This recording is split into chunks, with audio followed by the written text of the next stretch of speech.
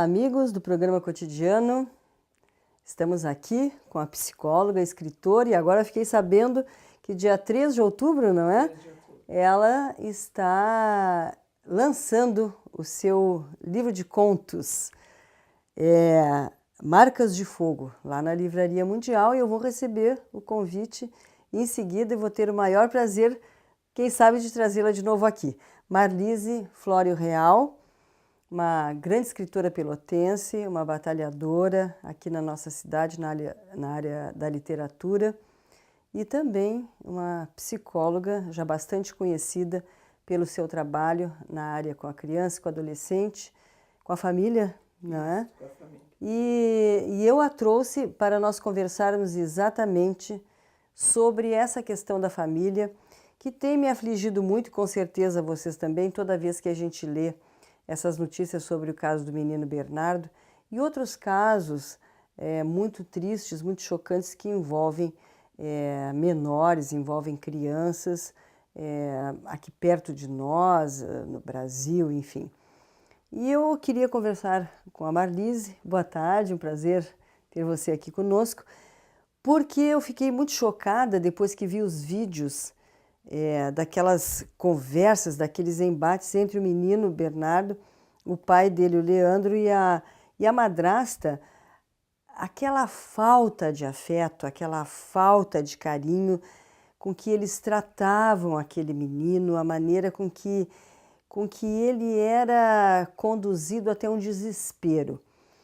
Então eu te convidei para a gente conversar e os nossos telespectadores poderem participar e tirarem as suas conclusões a respeito, porque aquilo me pareceu assim uma deterioração tão grande dos relacionamentos familiares que eu fiquei pensando se não retrata um pouco da situação que se vive hoje. Claro que aquilo é uma situação extremada, mas hoje a impressão que eu tenho, já nesses meus avançados anos, de que nós vivemos uma situação muito complicada nas relações familiares, né?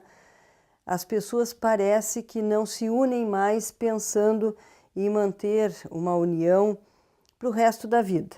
Parece que hoje o casamento ele é uma coisa descartável, né? Hoje tu casa, amanhã tu te separa, depois tu está com outra pessoa. Os filhos, eles já não são mais aquele fator de união, aquela coisa linda, bonita que vem de uma relação. Mesmo que as relações se separem, o amor sempre existiu pelos filhos, mesmo que o marido vá para um lado, a mulher vá para o outro. Os filhos eram uma coisa sagrada na união. E hoje a impressão que eu tenho e que me ficou assim muito forte nesse caso desse menino assassinado é que o sentimento até pelos filhos nessa vulgarização das relações parece que ele diminuiu. Parece que um filho é apenas mais um apêndice numa relação. E por isso que eu te convidei, Marlise, para a gente conversar um pouco sobre isso. Gostaria de ouvir a tua opinião. Boa tarde, Tereza, a todos que nos assistem. Acho que é um tema muito importante e preocupante, como tu mesmo colocasse, porque realmente nas relações familiares e dentro do núcleo da família é que acontecem os maiores problemas. Sempre aconteceram historicamente e por isso se tentou que a criança tivesse um espaço dentro da família, porque em outros séculos a criança também não era considerada. Depois, no século XIX, século XX, se deu uma atenção especial, um lugar para a criança, mostrando a importância de que esse vínculo fosse construído, porque na verdade o instinto materno tão falado, ele já foi pesquisado e se viu que se constrói um vínculo, se constrói no convívio. Não são todas as mulheres que desejam ser mães, não são todos os pais que desejam ser pais, então se constrói na relação.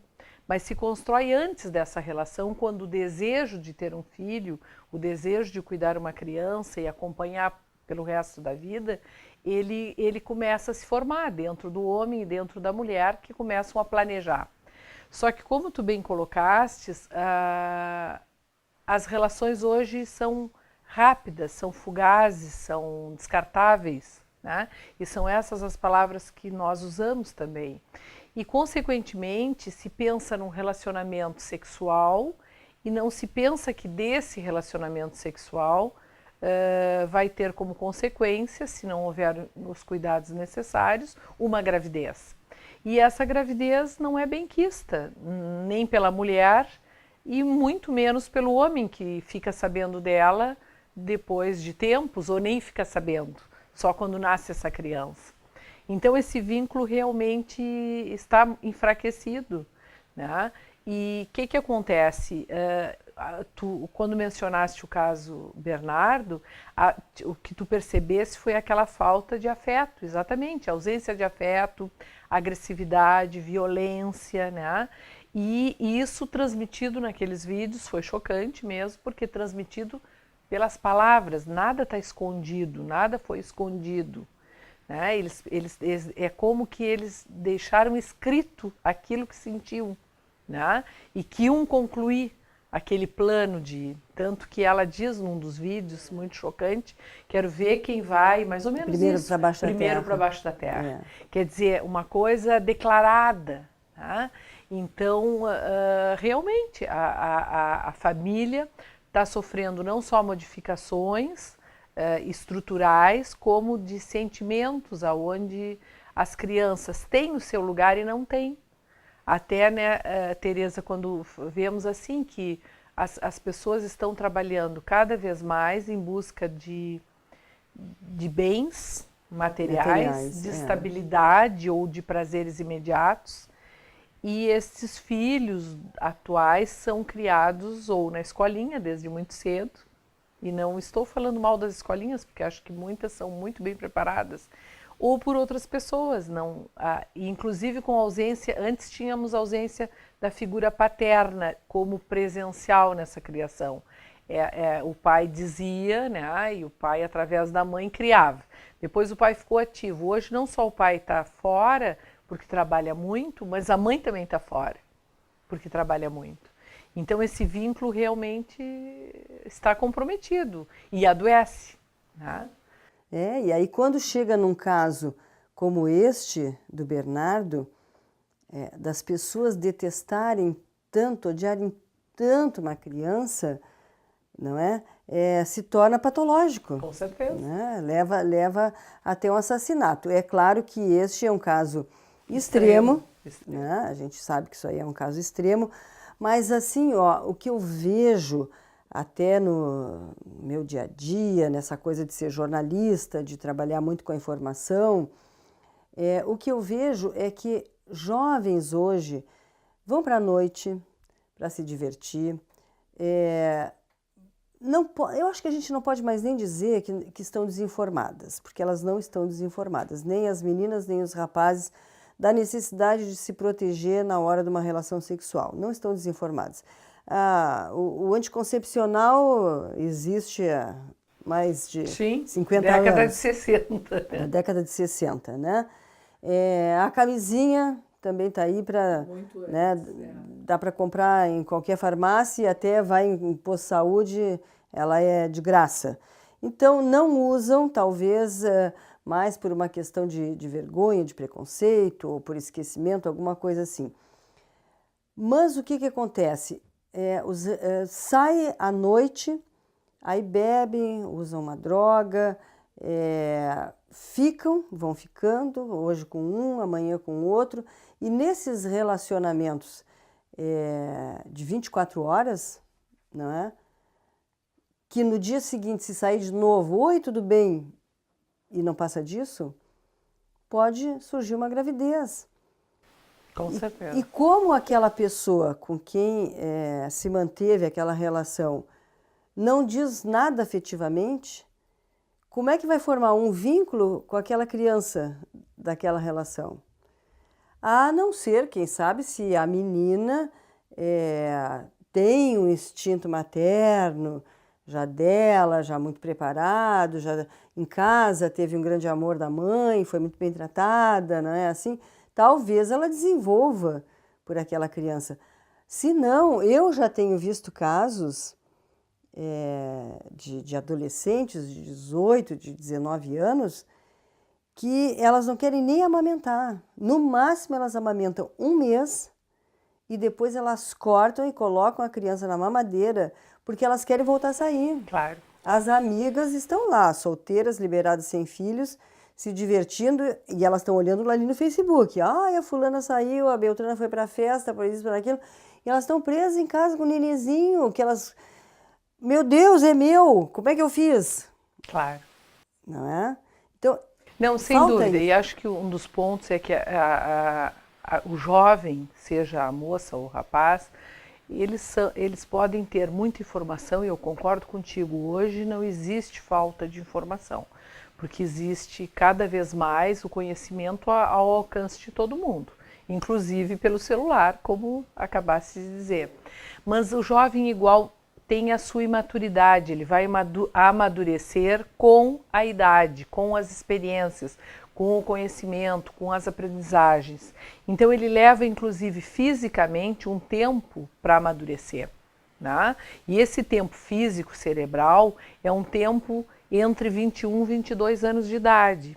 Então ele na imaturidade, ele se acha um ser muito poderoso, ele acha que com ele não vai acontecer nada, né? E com esse pensamento é que se instala exatamente os problemas desse período com o início da sexualidade. Os problemas com a bebida, porque o jovem fantasia que ele pode beber e ele sabe quando vai parar de beber, o que é um grande engano, uma grande ilusão. Ele acha que pode experimentar drogas e ele não vai ficar dependente, o que é outro engano, outra ilusão. E acha que pode ter relações e não precisa se cuidar, né? E assim os jovens estavam até se cuidando um pouco mais do que os dias atuais, quando surgiu a AIDS, né? Nos anos 80, nos anos 90, o início do século XXI, tudo ficou muito preocupante, havia um extremo cuidado. Hoje houve um relaxamento desses comportamentos. Porque os próprios governos relaxaram também no combate, relaxaram na divulgação, porque a gente sabe que a AIDS continua matando, que o vírus continua ativo. Inclusive com declarações de que os tratamentos estão muito eficazes, e realmente existe tratamento, mas a pessoa que está em tratamento passa suas dificuldades. O que não foi divulgado, foi divulgado que agora o tratamento está ao alcance de todos e de que bom, isso melhorou a vida. Então as pessoas passaram a não se cuidar com a própria AIDS, né? Consequentemente, não se cuidam com as doenças sexualmente transmissíveis, as outras consideradas, entre aspas, mais simples, né? Mais simples de cura, né? E com a gravidez. Então, realmente, inclusive pelos governos, né? Por exemplo, só fazendo uma parte, por que agora o governo está nessa grande campanha de vacinação do HPV?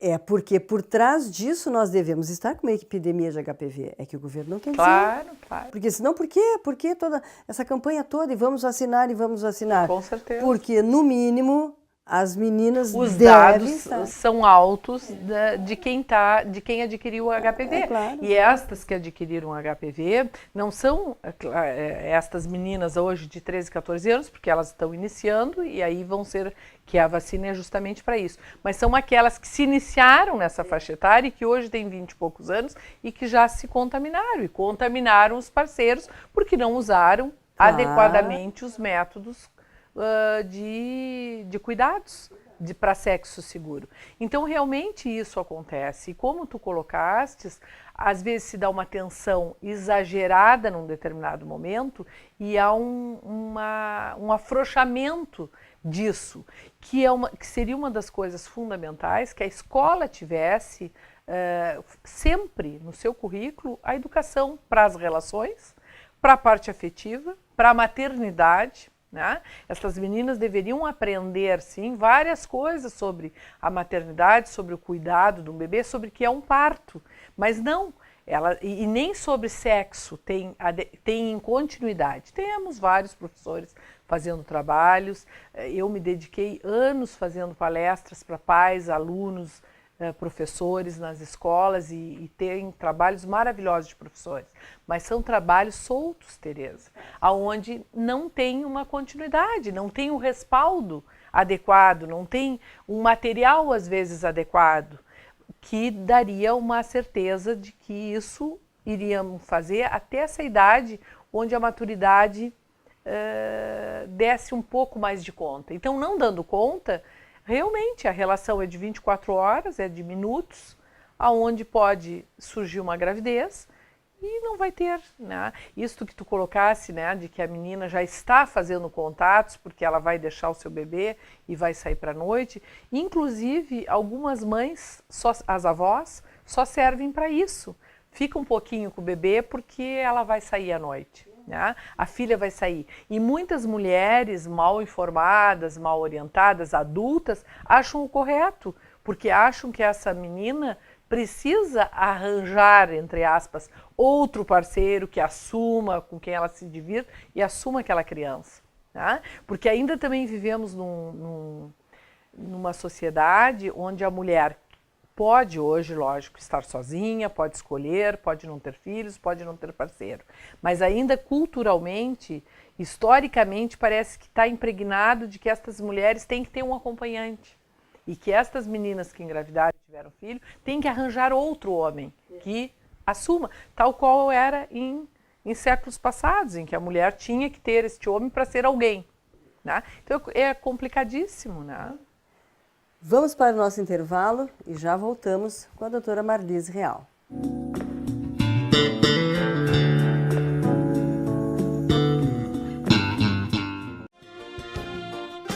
TV Câmara Pelotas, cada vez mais conectada com o cidadão. Essa arma já matou uma pessoa. E essa arma matou uma família.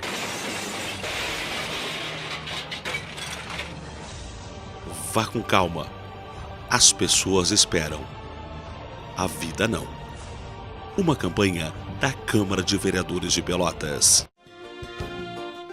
TV Câmara Pelotas, cada vez mais conectada com o cidadão.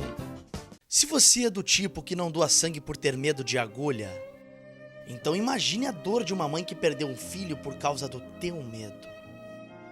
Imagine então que sua coragem pode salvar uma vida.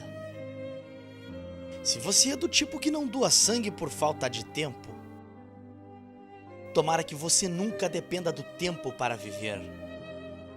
Se nós estamos te pedindo, é porque você faz falta. Doe sangue. Uma campanha da Câmara de Vereadores de Pelotas. TV Câmara Pelotas, cada vez mais conectada com o cidadão.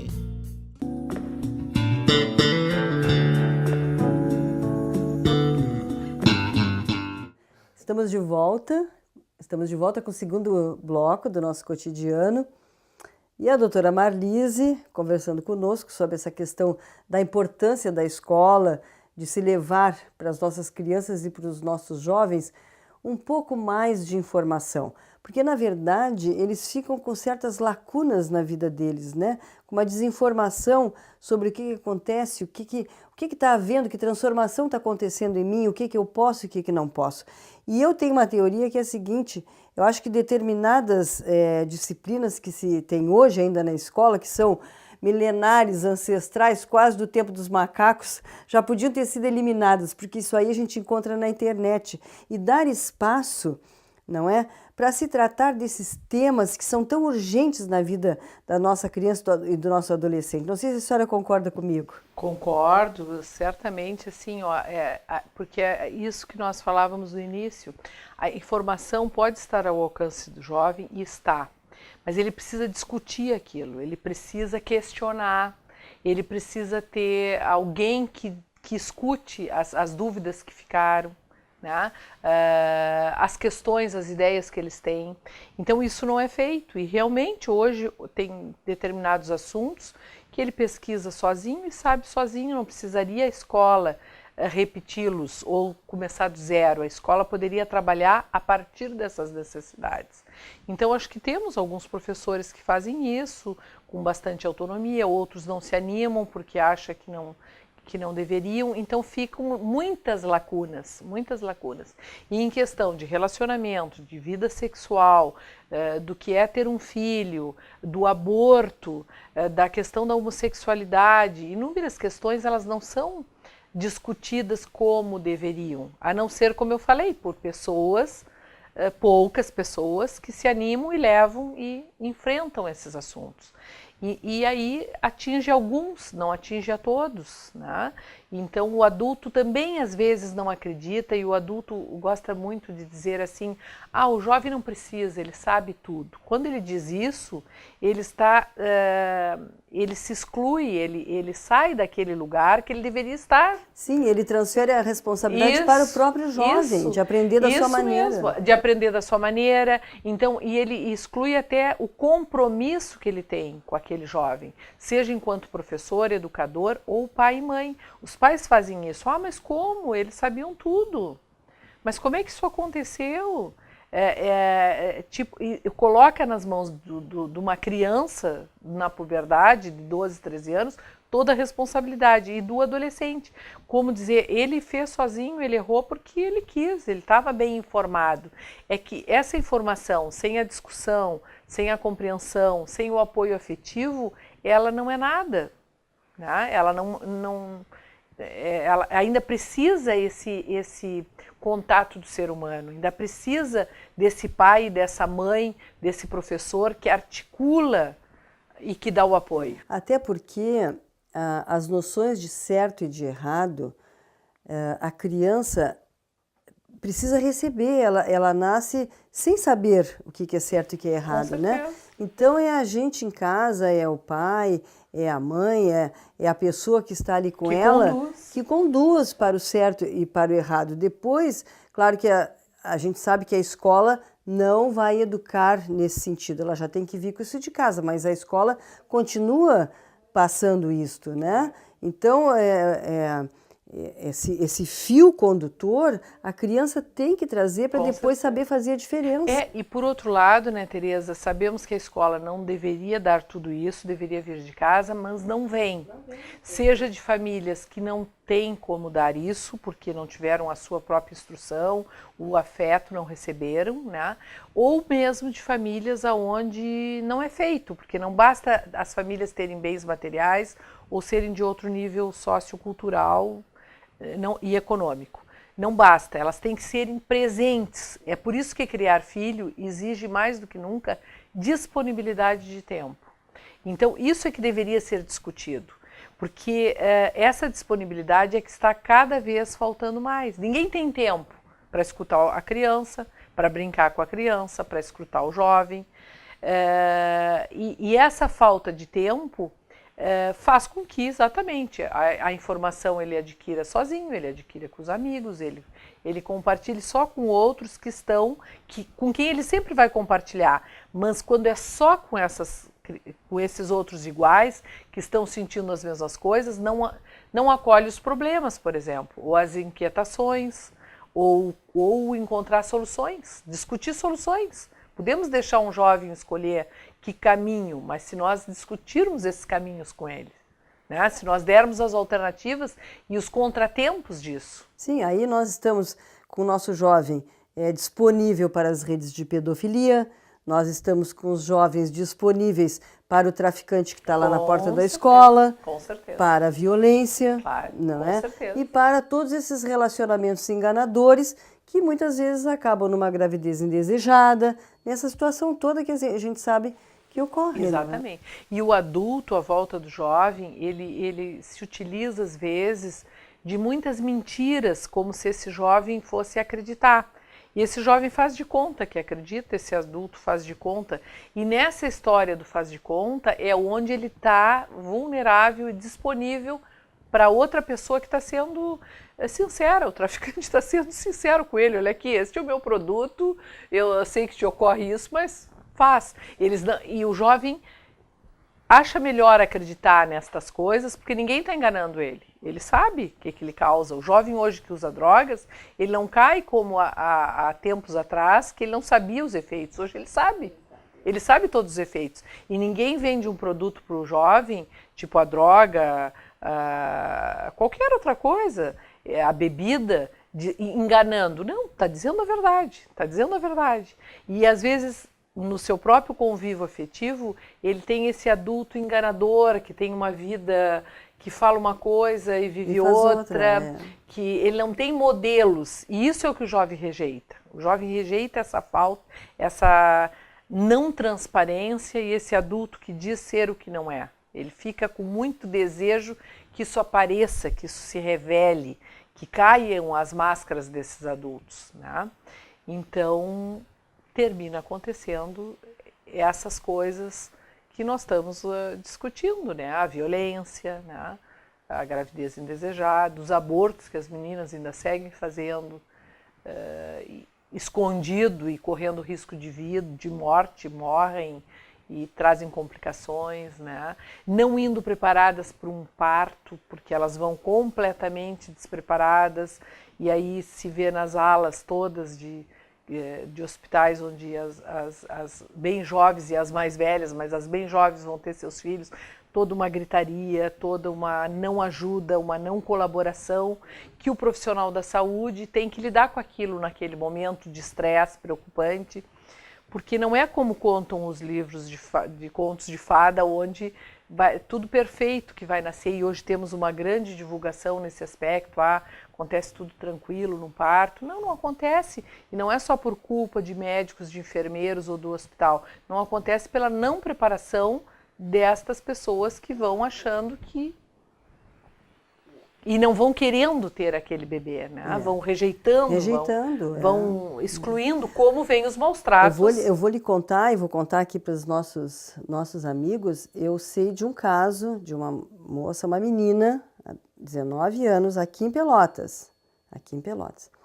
Ela engravidou assim, como essas outras que nós estamos falando, de sair uma noite, de ir para a noite, de conhecer o rapaz, e transou com ele, e ficou grávida. E ele não quis saber, nem dela, nem da criança. Então, ela foi passando aquela gravidez, foi passando, ela não comprava roupa para a criança, não se preparou para ter roupinha, para ter nada para a criança.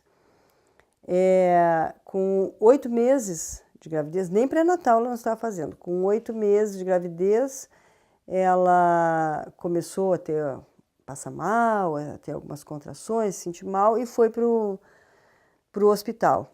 Resultado, o neném estava morto. Quer dizer, aquela falta, eu vejo assim, eu vejo por esse lado. Todo um descuido desde o início. O descuido todo. Todo um abandono. O abandono, já com aquela criança dentro dela. O neném nem quis nascer. Exatamente.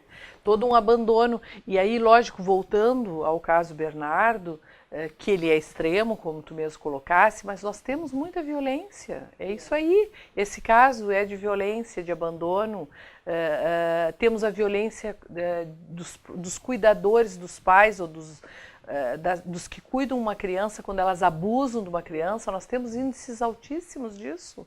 Né? Então, e de casais que formam aquele casal naquele momento, como tu dissesse, e depois eles são violentos, são agressivos. Então, exatamente, há um abandono, né, muito grande, né, porque algumas coisas estão falhando, e estão falhando aonde? Lá na raiz.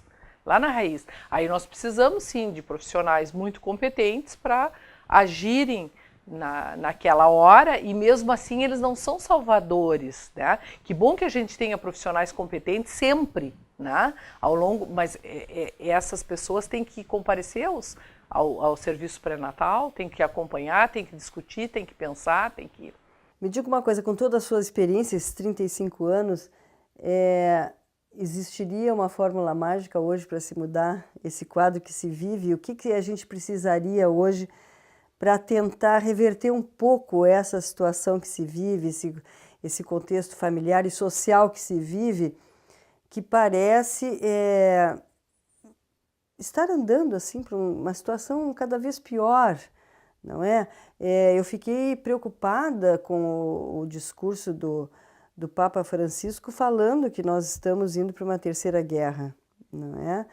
Quer dizer, isso aí, uma terceira guerra civil, isso aí envolve desde a família, envolve todo mundo, não é? Como é que a senhora vê essa situação? Eu acho assim,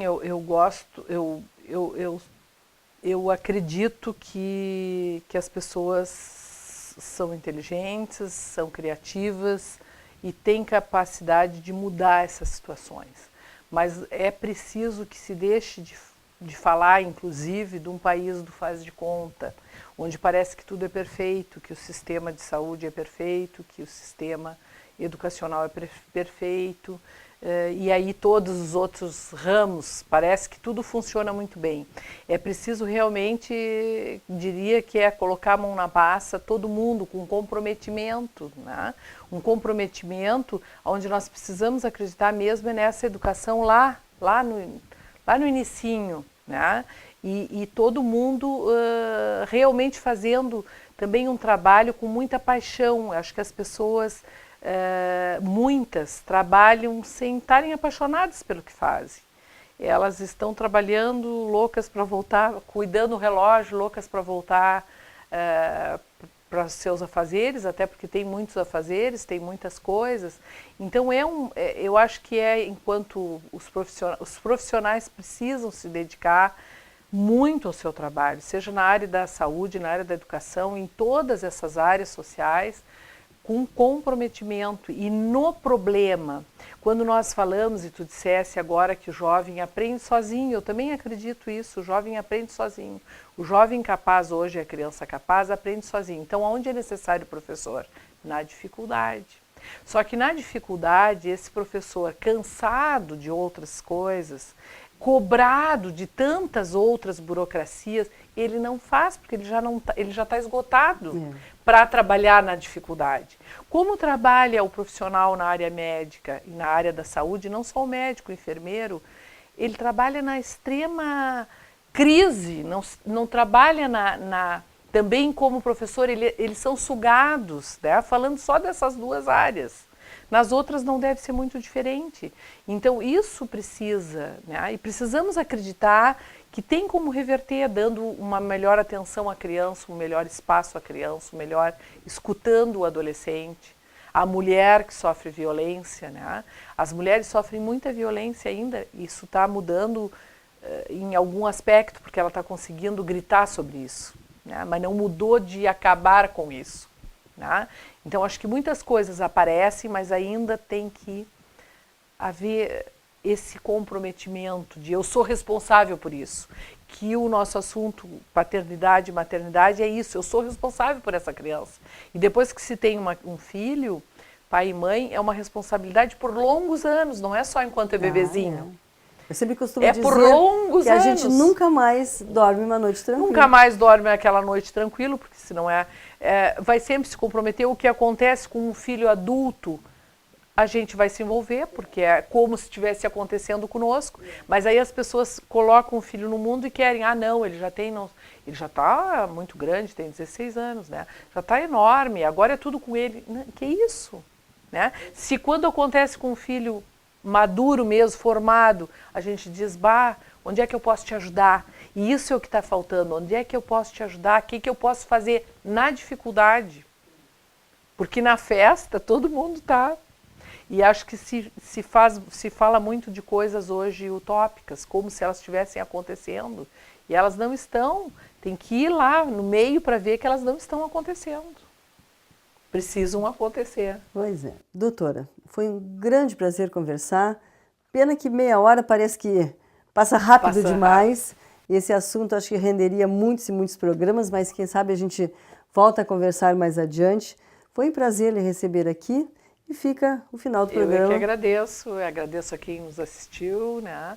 Que sejam questões para a gente refletir e fazer essa mudança. Ok, muito obrigada. E nós estaremos de volta na próxima semana.